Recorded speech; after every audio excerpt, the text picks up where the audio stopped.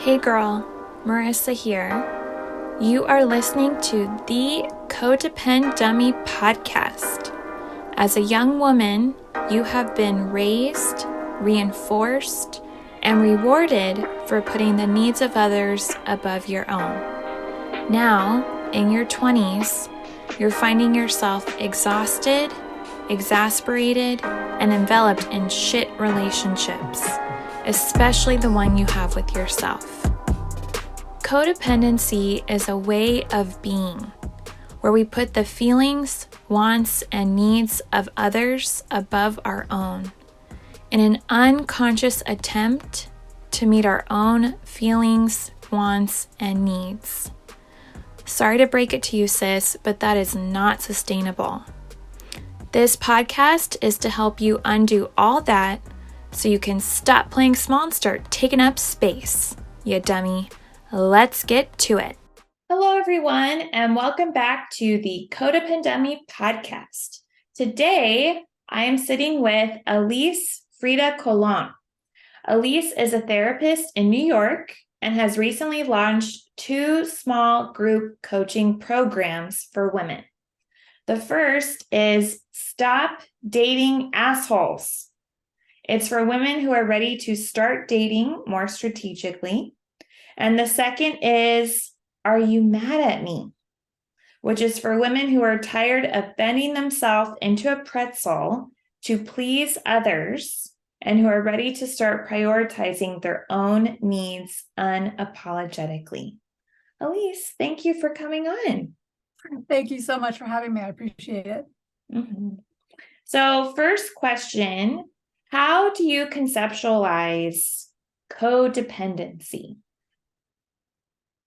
When I think of codependency, I think about someone whose self-worth or sense of self is tied up in how someone else perceives them, looking externally to get a sense of self, as opposed to intrinsically knowing what your own value or sense of self is.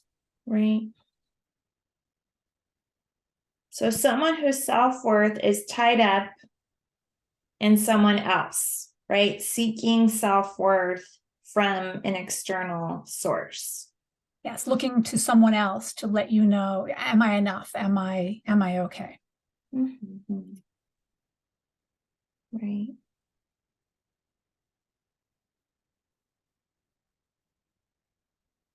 And relating to these 2 groups you have started, I'm curious how you have seen codependent women, right, seeking self-worth tied up in others. What can codependency look like dating?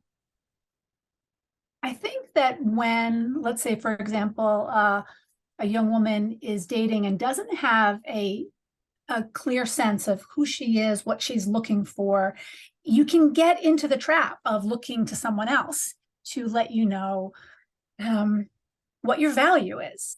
And so I encourage women to get really clear about what they are looking for in a partner that they want to date, very specifically, and what they're absolutely not looking for, as opposed to just going on a dating app and, oh, he's cute, yes, or he's not, no. To really have a more well thought out plan about what are the characteristics you're looking for in a person, what is most important to you. Mm-hmm. Are those superficial things? Are those more innate character traits someone possesses? Right. So I think that being kind of knowing what it is that you're looking for can help you to weed out what you're not looking for. Mm-hmm. That makes sense? Right. Yes. So I'm hearing that for young women who are codependent, who start dating, who are dating, right? And they tend to function in the world, right? Seeking their self-worth through external sources that they, right, when it comes to dating, They will not have a clear sense of who they are. So they'll seek value in those they're dating. They will not necessarily have specifics on what they want, and they won't have a plan. Right. Other, Sometimes I think that some women that I've worked with, the idea of being alone or of not having a partner is so scary that sometimes it's like, well, this one will do. At least it's better than nothing, or at least I have someone. And I think sometimes women sell themselves short and don't give themselves a chance to really find, well, as I said, get in touch with what it is they're looking for, but then to really seek out what they're looking for. Mm-hmm. Right. So I'm hearing other characteristics of codependence while dating. They may have this underlying fear of being alone, right? Being single. And yeah, what that means, which sounds like something negative. Codependents may settle, right? Or sell themselves short. And right, like this two-part, like they might not get a clear sense of what they want or value in a partner. And even if they do get clear on that, they will not pursue it, right? They won't seek it. First, they have to believe that they are allowed to have, I suppose, standards or their own ideas about what it is that I'm looking for. It's not just who will have me or who's left out there that I can settle for. It's what do I really want? And I think that can only happen when you've spent some time really getting to know yourself. Right. And so being, go ahead. Sometimes people end up in an unhealthy relationship where in their gut they know this isn't right. But that fear that some have of being alone, or of this, what I see a lot is this internal pressure in women who say, but I wanted to be married by now. And by 30, I wanted to be married, and then I wanted to have a baby, and I'm already 31.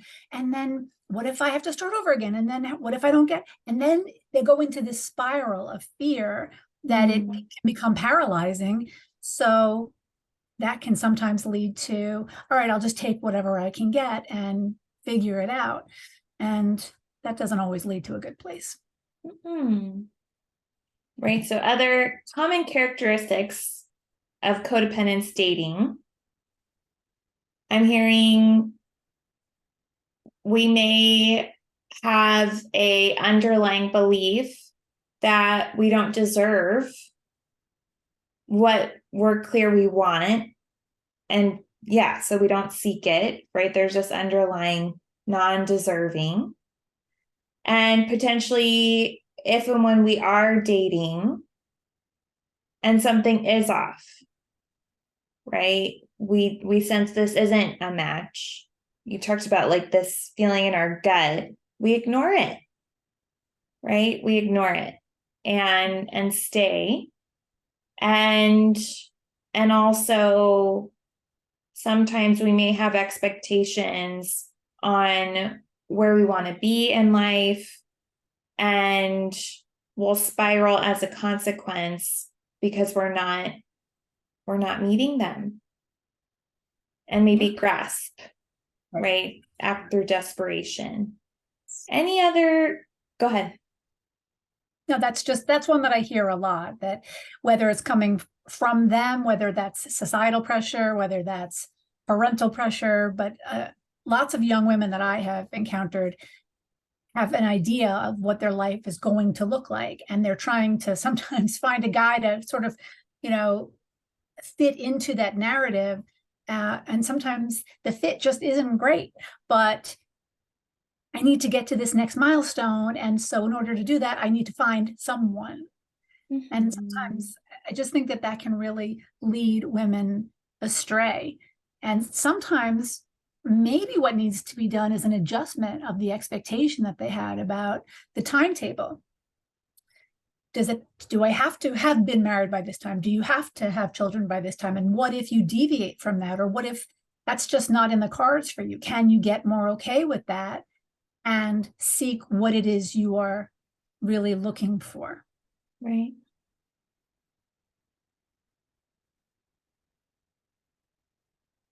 And yeah, so I'm hearing characteristics. I am curious, this is related, but somewhat different. So, what are common dating mistakes you see codependent women commit? Common dating mistakes. Making excuses for a guy's behavior that, again, in your gut, I always say, like, you get this like yucky feeling. It's something inside that's telling you this is off. So making excuses. I think it's important to catch yourself if you find that you are making yourself, if a woman is making herself responsible for someone she's dating, for their emotions, for their life choices, for their work. If you're taking on this project as your own and it has now become your job to manage him, that's a red flag, I think, that you need to look out for. Mm-hmm.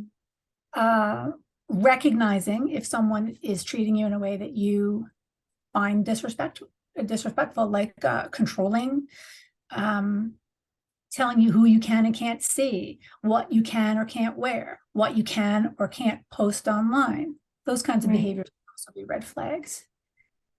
And sometimes another pitfall that I suppose someone who leans towards codependent could fall into is thinking, wow, he loves me so much. He doesn't want any other guy to look at me, and almost look at those traits, those controlling traits, as indicative of how strong he feels about her, as opposed to he's trying to control you, and that's not a good thing. Right. Mm-hmm. And I would ask also, do you know who you are without him? Do you have a sense of who you are, not just as it relates to him or as his girlfriend, but who are you as a person? Which then gets back to the getting in touch with who you are and what you need, and honoring that, not apologizing for it. Right. And I think that if a woman feels as though she's losing herself in a relationship, that's also something to be aware of. Right. Common mistake of codependence. We lose ourselves in relationships. Okay, so I'm hearing common dating mistakes. We make excuses for a guy's behavior. We make ourselves responsible for our partner, right? His emotions, his behavior. We tend to not recognize if someone we're dating is being disrespectful, right? Or violating boundaries, like controlling us. We're like, oh, yeah, he's this is flattery, right? This isn't controlling. Right. Of course, the common dating mistake, not having a sense of ourselves and our needs. And yeah, losing ourselves in relationships. Mm-hmm. Yeah, I don't think I've done a solo cast. I'm sorry, everyone. I think I keep talking about this from time to time with different guests I've had on. I dated two young men in my early 20s, and both of them, it was hard for me to recognize their stalking behavior. Stalking, right? Showing up at my place, showing up at my place of work, leaving notes on my car. Aw. So like, I really, Alyse, like being codependent and just really having a lot of distortions about what was healthy and unhealthy. I think at the time, I really like, I was so flattered. And I was, I had thoughts like, wow, he really cares, or wow, he really went out of his way. Or yeah, this is such a big gesture. Do you remember back to that time? Like, was there any part of you that was like, well, that's weird? Um, so the first, I mean, it's so reflecting back, it's fascinating that it happened in two subsequent relationships, and I didn't even recognize it in the second one as unhealthy. And the first, I I'd have to like sit and meditate and think about it, but I don't think that there was an ounce of doubt. I really thought it was romantic and yeah, over the top demonstrative of his care. Yeah, I think the first time he showed up, I had a really strong boundary. I have talked about this on the podcast. And yeah, I told him like, I can't talk to you. There were just some things going on where I was like, you need to figure this out and then we can talk. And he showed up. And I was like, oh, like you're not listening. But it's But cute. yeah.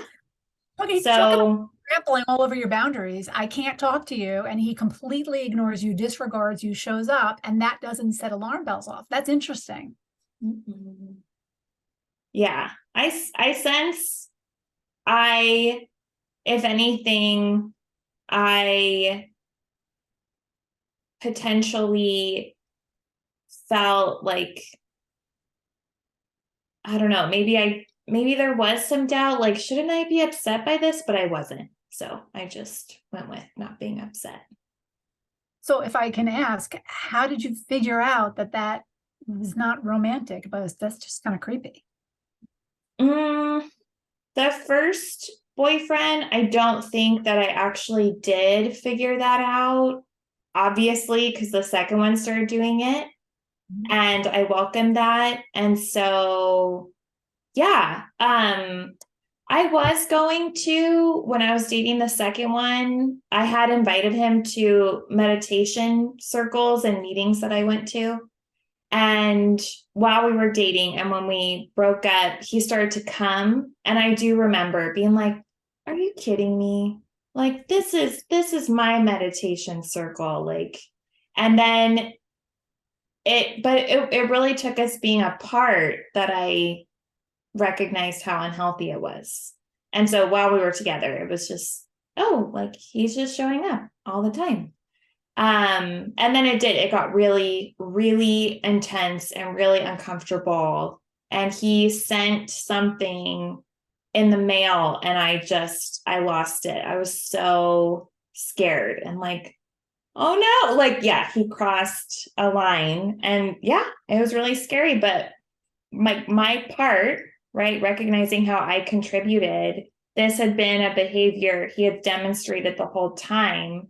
And I just kept thinking it was romantic. It Something took agreed, me. right? Mhm. Yeah. So, yeah, I definitely have committed a lot of these common dating mistakes. Yeah, well, you're not alone because there are many, many young women in the same boat. Right. But trying to change that. Yes. Yeah. So, any other thoughts on common dating mistakes you see in the codependent women you work with? I mean, I think that sort of covers it. It all kind of boils down to just not really being clear about what you're okay with and what you're not. And yeah, I think that if you haven't done any work in that area, or you don't have what you'd consider to be a very strong sense of self, then that's work that could be extremely helpful to do before you enter into a dating pool, or as you are actively trying to date, because then you're able to in real time try out some, let's say, new behaviors or different approaches with the dates that you go on, as opposed to just doing it with no strategy. Right. And you did start to mention this, so it's related and also new question. What are some common red flags codependent women often miss when dating? There's a lot, I believe.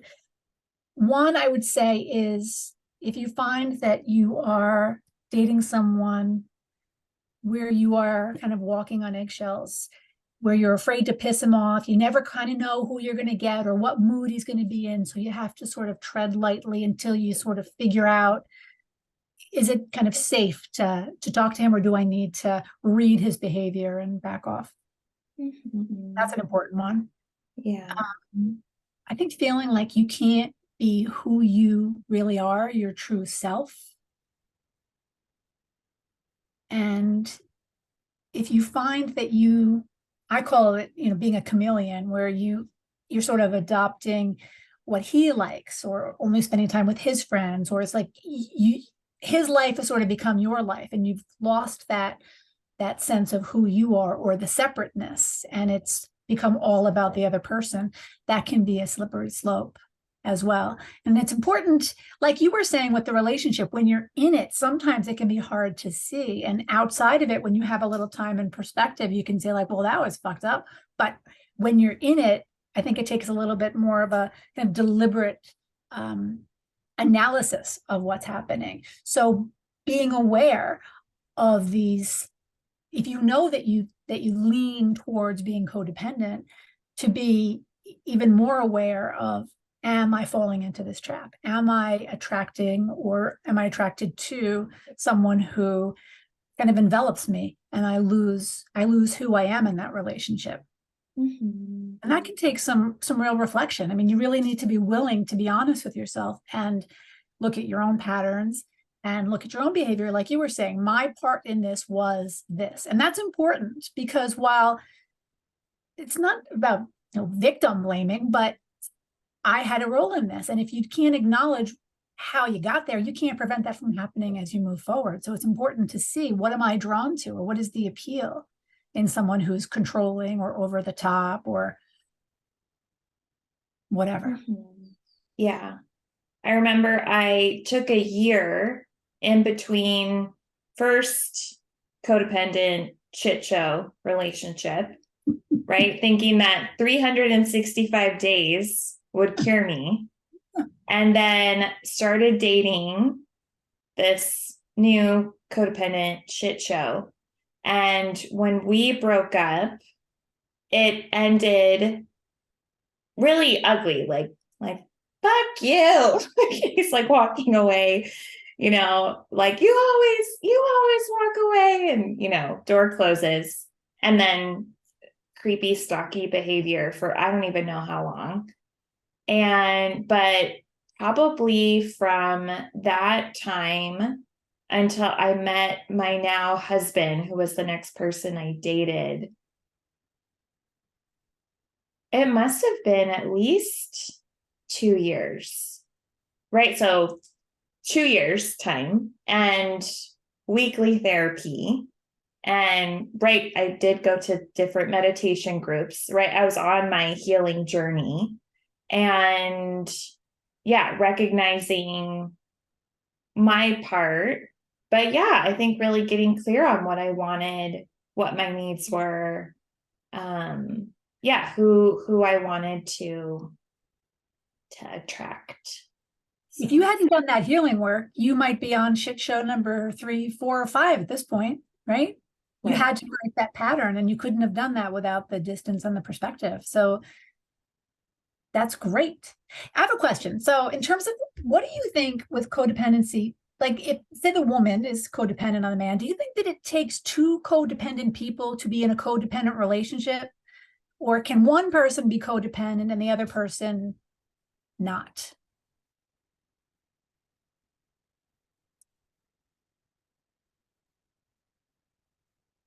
Kind of reflect on these relationships. I would argue that for me, in my perspective, I sense that I can be codependent with whoever.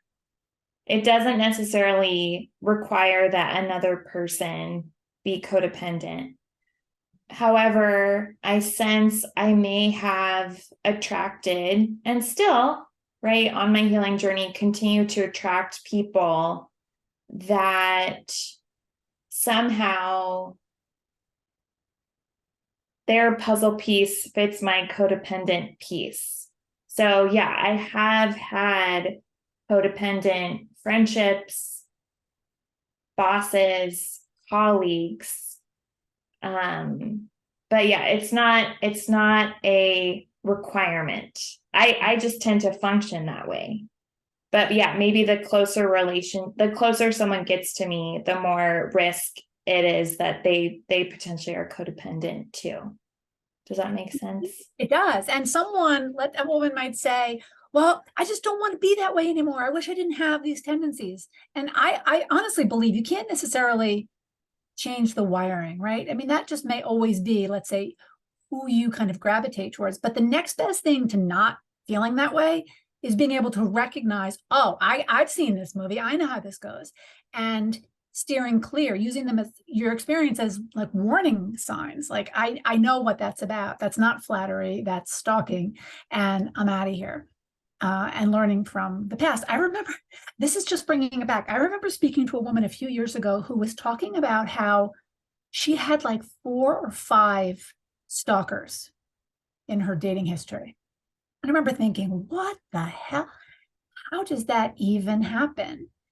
So as you're talking about the codependency piece, it makes some sense, right? If you are attracting the kind of person who is of that ilk, I guess, it's not a far off conclusion to say this could end in a stalking situation, right? Mm-hmm. And you may have clues all along that you don't see as such until after you. I mean, you would hope by the time you got to the 4th one, you would,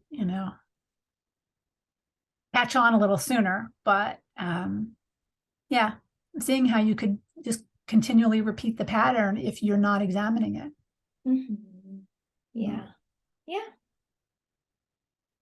Back to common red flags. Mm-hmm. Walking on eggshells, feeling like you can't be who you are. Chameleon, right? Being all about him. Other common red flags codependents might miss on dates. I would say being afraid to say no or to disappoint him. What if he gets upset? And to that, I would say, okay, what if he gets upset? That he's in charge of his emotional regulation. That's not your job. I think also, if you're dating someone, the making excuses thing is a big thing that I see where, I talk in the course about having a conversation with a woman a few years ago where she said, oh, this guy, we're dating and I didn't hear from him all weekend, but his phone fell in the pool. So that's why. And I'm like, what do you mean his phone? And it was clearly bullshit, right? He hadn't contacted her for 3 or 4 days. And then when she confronted him to pacify her, he said, oh yeah, my phone fell in the pool. And she didn't want to see that that's ridiculous because if your phone got waterlogged and you were dating someone you were totally into, how many of us would do nothing and just let the person wonder? I mean, you would move heaven and earth to reach that person and let them know, right? So to allow yourself to believe some nonsense that in your heart of hearts, you know, is not true because because it's an inconvenient thing to have to put into the analysis of the relationship. So I guess sort of filtering out information that doesn't fit with the idea that you have of what you want this relationship to be. So I hear a red flag is dating someone with potentially inexcusable behavior, right? That's a red flag. And then a common mistake is making excuses. Mm-hmm. So while you were talking, this second guy, he had some mental health struggles, and he would disappear. Mm-hmm. And I got very used to, oh, there he goes. let's see, 3 or 4 days from now, hopefully I'll hear from him again. And really finding sensical and nonsensical explanations, and just really being able to filter. What did you say? Filter out information. Yeah. Mm-hmm. Yeah. I mean, so when you look back, do you see that in an attempt to, let's say, keep the peace, right? He disappears for days and it becomes, you don't set out to say, I'm going to establish this as acceptable, and this is now going to be something that is going to continue and I'm going to reinforce. I mean, you don't go into it thinking that. It happens, you let it slide, it happens again, you let it slide, then a pattern develops. And where sometimes a woman can feel like she's being nice or understanding to keep the peace and not make a big deal, that's a very slippery slope, because you're essentially co-signing this behavior and allowing it to continue. And then you create, you've avoided a problem in the very short term by not having an argument or a discussion, but you've created a much bigger problem in the long term by establishing, you can do this, you can disappear for days and I will accept it. This is okay by me. Mm-hmm. Right? Even if that isn't the intent that you have, that is what you communicate to him. Mm-hmm. Yeah. And I sense part of there were a lot of contributing factors, but one of them being my resentment building and fatigue around that. I think we had them. Yeah, he missed things he was invited to. I think, I don't know, maybe like my dad came to visit and I wanted to introduce them. I was like, okay, this just, I'd reached a limit in my chill understanding. Yeah.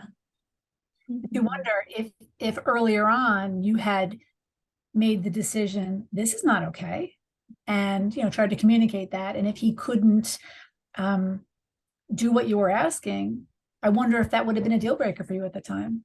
Mm-hmm. Yeah, I think it would have been evident how incompatible we were, which we were the whole time, but it would have been more evident. And then, but I wasn't seeking compatibility, obviously. Seeking something. Mm-hmm.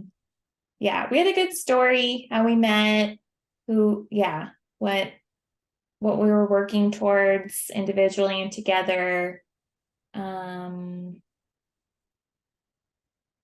I don't know, he was like artistic. Yeah. And mysterious, maybe. Yeah. Yeah. Sometimes that's code for emotionally unavailable. Right. I remember I learned at the time I was studying for the GRE, and I didn't learn the meaning. I mean, I knew the word, but still I was studying words a lot. And enigma was a word. And I was like, oh my gosh, like he became the symbol for that. I was like, he's such an enigma. He's Right. enigmatic. And how does that translate in a relationship? He's unreliable. I can't depend on him. No. I don't know what you're gonna get. Nothing good, right? Nothing good. No. Yeah. Red flag. Big red flag. Mm-hmm. And yeah, dating enigmas. Any other red flags that come to mind, right? Making excuse or having behavior to excuse. Yeah, I mean, it's not kidding yourself. If someone is lying to you and you know they're lying to you, then just call it what it is. They're lying to you, as opposed to you're believing, like you said, these nonsensical stories, because you don't want to face the fact that he's lying to you or what he's saying doesn't add up. I mean, our guts are pretty on point, and if you're feeling like that doesn't make sense, don't just dismiss that. And there's this expression that a client once said, everything after but is bullshit. And I've always loved that because the beginning of the sentence is the truth, and then the but is the excusing it away, right? Like, he really wants to see me, but he's so busy at work, he doesn't really have to. It's like, no. That's your answer, right? That the second part of that, you see that if he wanted to, he would, right? And when you start to have to make excuses for why he can't do the things that he said he would do, that's a huge red flag. Mm-hmm. Pay attention, ladies. Right. Yeah. And in your work, Alyse, what are the common outcomes or consequences of,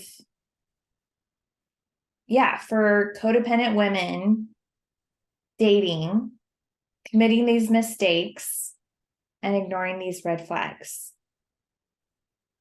First, I'd say a lot of wasted time invested in relationships that don't end up being fulfilling. I mean, I've seen some, I don't know how the story turns out necessarily, but I have seen some women go on to marry men that they were, in my opinion, very unhealthy, I would say toxic relationships, where they were being psychologically or emotionally or verbally abused, absolutely, where it's like painful to watch someone go through that. Everyone's on their own journey, and some people will make that decision to stay with the person for all the reasons that they have, in spite of all of the red flags. So not everyone is going to heed the warning or decide to get out. But if you are saying, I want to do everything I can to ensure that I am in a healthy relationship, then you need to be purposeful and strategic about it, and not just hope that that's how it turns out, Mm-hmm. Yeah. One of the things that I do in the program, which I'll mention in terms of the free guide that I have, is I have women think very clearly about what are the absolute most important must-haves in a guy, those characteristics that they absolutely must possess, and also what are the deal breakers, what are the things you would under no circumstances accept in a relationship. And then I ask that you then trim that list down and have a couple of key characteristics on each list to use as your guide in future dating or in someone you're currently dating, to say, do they have these must-haves, and do they possess any of these deal breakers? Mm-hmm. And that does a little bit of the work for you right there, because you can start to weed out people or rule them in based on that. Right. Yeah. Okay, I want to get back to the checklist. Before that, consequences, right? Making these mistakes, ignoring the red flags. I'm hearing a lot of wasted time, toxic long-term relationships and or marriages. Actually. Other outcomes you've heard or witnessed? I guess it falls under the wasted time category of repeating the same patterns in future relationships. If you don't figure out what went wrong, you know how the statistics for second marriages, you know, that the divorce rate is higher for second marriages than first marriages. And the thinking is that if now you've got two people who come into a relationship where they both have a relationship that failed already, and now they haven't done their work, you know, you almost kind of double, it's almost exponential, like you double the issue factor. If you're not working out what went wrong in your first relationship, you are likely to carry that into your next relationship. Right. So figuring out, you know, the postmortem analysis of what went wrong here, what's my role, what was I drawn to, what did I miss, what do I want to do differently the next time, is super helpful in guiding your choices, right? Because if you don't examine it, you could very likely be destined to just repeat it. And it's the same guy with a different face over and over and over again. Right? Like the woman with the 4 or 5 stalkers. You know? She would have saved herself a lot of time if she'd done some of this work after the first stalker.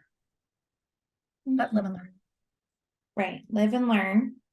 So wasted time, toxic long-term relationships, marriage, potentially, or repeating patterns, right? The same relationship with a different person. Right. And you know, sometimes I'll hear women say things like, well, that's just who I'm attracted to. Like I hear this with the bad boy a lot, right? Like I'm just attracted to that. I'm not attracted to the nice guys. Well, this is a story you're telling yourself. You know, when you say the bad boy typically is, let's say, someone more emotionally unavailable, generally not a great fit for the woman who is describing him as a bad boy. What is it about that you are drawn to? Instead of just using chemistry or that's just who I'm attracted to as the justification for only seeking out those kinds of men, well, what about that are you drawn to? Is it the instability? Is it the chase? Is it the, I'm going to make him love me? I don't know. And I've also heard women say, oh, yeah, I went out with this guy. He's too nice, which I can't wrap my head around. How can someone be too nice, right? What does that mean? Kind or stable? And what about that is unappealing to you, right? And that's the work that I think you need to do if you find that you're in unsatisfying relationships, or you have a pattern of getting together with guys that are just not a good fit for you. Right. Okay. So, yeah, we've heard, you know, common characteristics, mistakes, red flags. We crash and burn. We waste time, or, you know, we stay with these partners who, yeah, the relationship is toxic. And you've already started to talk about some initial steps you take, right? You know, in groups or with women you've worked with. Adjusting the timetable, getting clear on what you want, creating a strong sense of self, right? Before, and if not before, while dating, deliberate analysis, getting clear on your absolute must-haves, deal breakers, and from there, having some key characteristics. And when a relationship does fail, a post-mortem. And the hardest part about that can be to look at your own stuff, because it is very, you know, whenever I sit across from someone and they're talking about the end of a relationship and he's an asshole, or he did this or did that, I always say, and what would you say your part was in the relationship not working out. And sometimes the person is shocked, like it's never occurred to them that they had a role in it. But you need to look at that. And it's not to say it's your fault, but this is a relationship and it's two people. And it's, I would say rarely is it 100% one person's fault and the other person has zero accountability. There's usually, everyone takes a little, maybe sometimes one person more than another, but you have to be willing to say, okay, here's my role. Here's what I contributed to the dysfunction or to the demise or whatever of this relationship. Because you likely had some role, right? And you just don't want to keep doing the same thing if it's not working for you. And I can assume why that is the hardest part to look at. I'll say, yeah, my part in a relationship. I'm curious if you can articulate how come that is the hardest part. To look at our own stuff, Mm-hmm. Because it's a lot easier to blame the other person. You can absolve yourself of responsibility. I talk a lot in my program about the guy who talks about his crazy ex, and you hear this all the time. And it's amazing how many men out there are talking about their crazy ex-girlfriends as though all of these lunatic women are running around. And I always think of that as kind of representative of the inability to accept responsibility for your role, demonizing the other party. What do you mean crazy? What is it? Why are you describing her that way? And is that just a blatant way of saying it wasn't me, it was all her, and she's just a nut, so it's not my fault. It would have been fine if it were just me, but she's really crazy. As opposed to a guy who says, yeah, mistakes were made on both parts, and if I could go back, there's some things I would do differently, and I wish her the best. That's a very different kind of guy, right? Mm-hmm. Yeah. So I always think of, my crazy ex. Okay, I imagine it's possible that is an actual situation, but I think for the most part, it's an excuse. It's a way to not look at your own stuff and just blame the person. So it's the hardest because, by not looking at my own part, I can absolve myself of responsibility. I can demonize my crazy ex stalking boyfriends. I don't have to accept responsibility, and I can excuse my behavior and just point my finger at them. Just keep doing what you're doing, which is right. Easier, I suppose, in one way, right? Well, no, I just wrote that. I put easier ?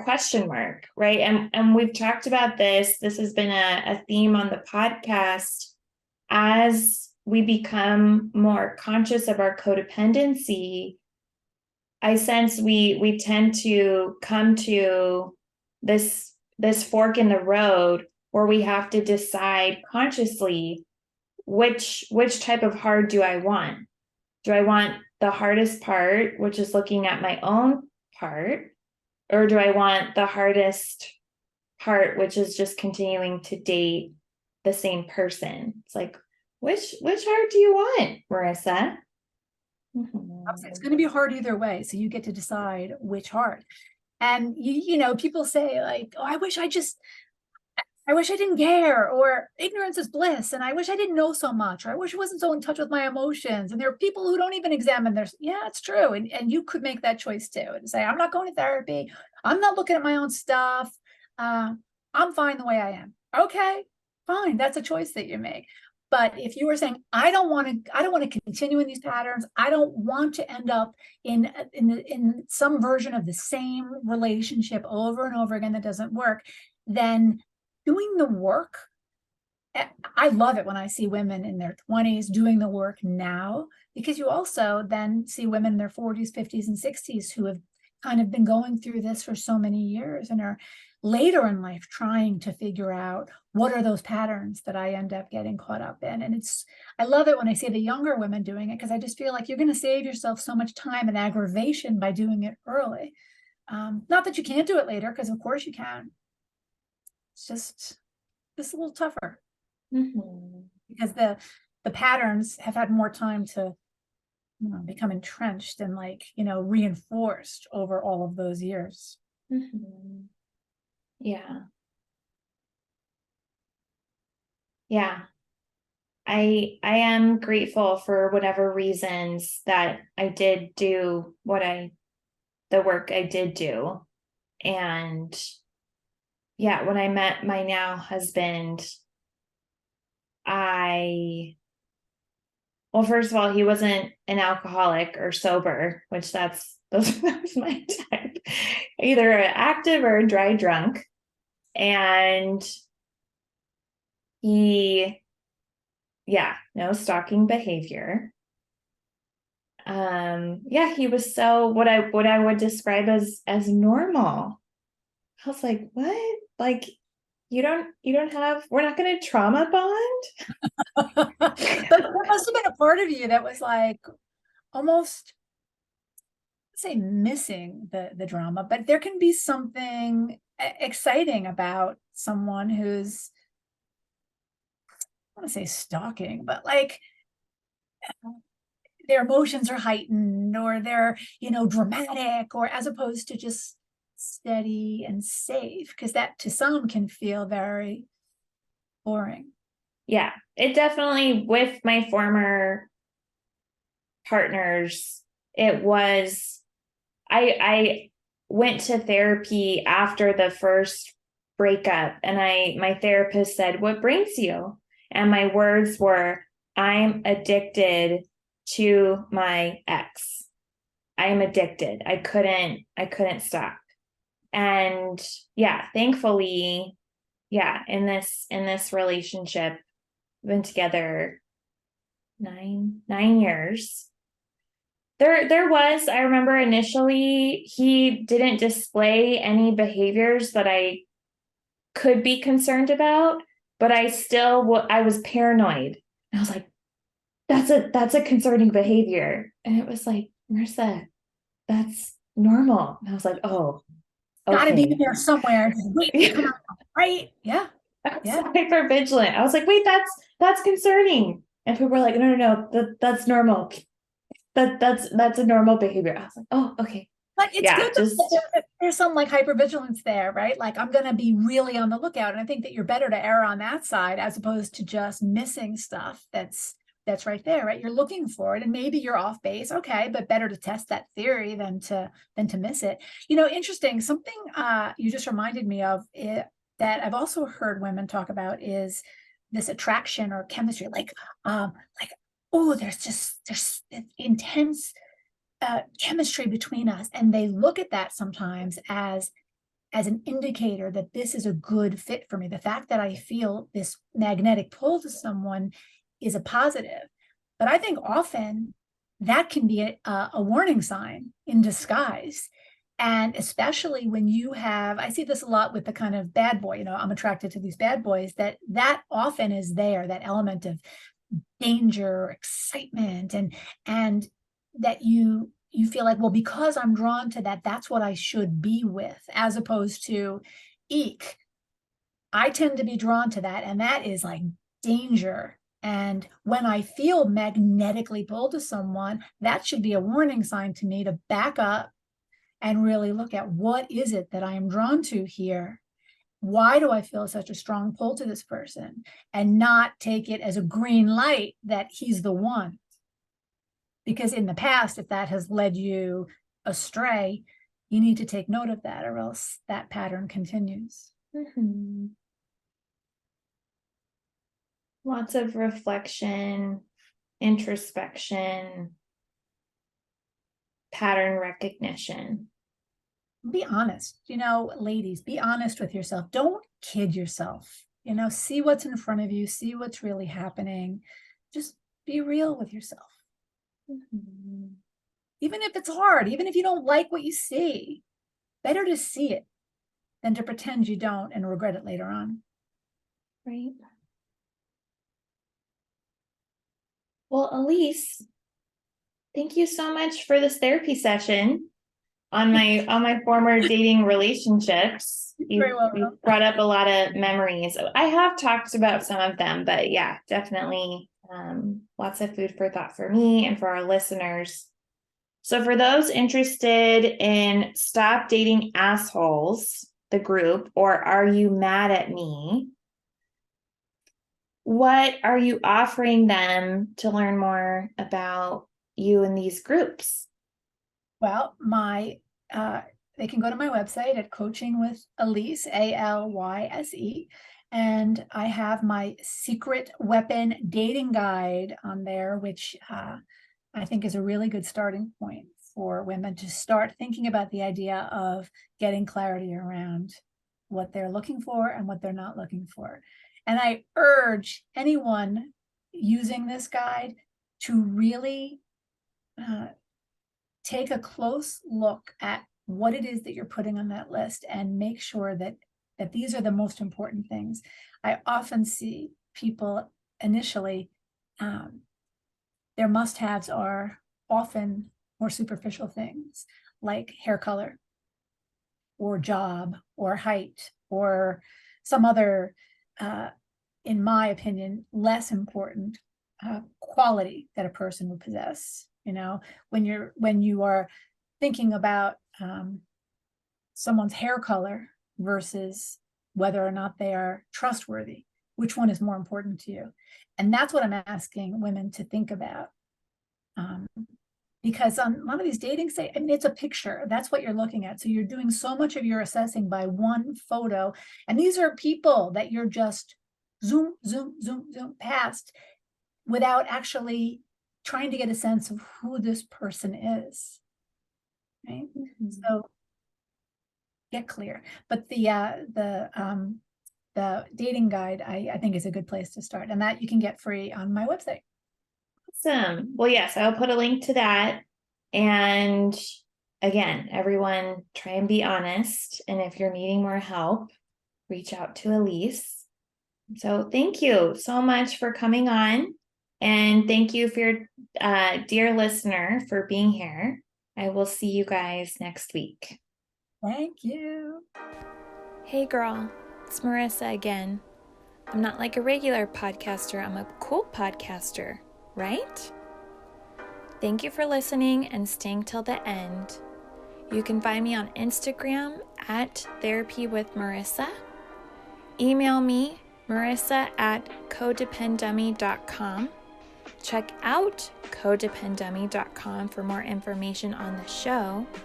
And baby girl, a subscribe, rating, and review would be much appreciated. Till next time, I want you to remember, if you are feeling unseen, I see you. If you are feeling unheard, I hear you. And if you think that you don't matter, know that you matter to me.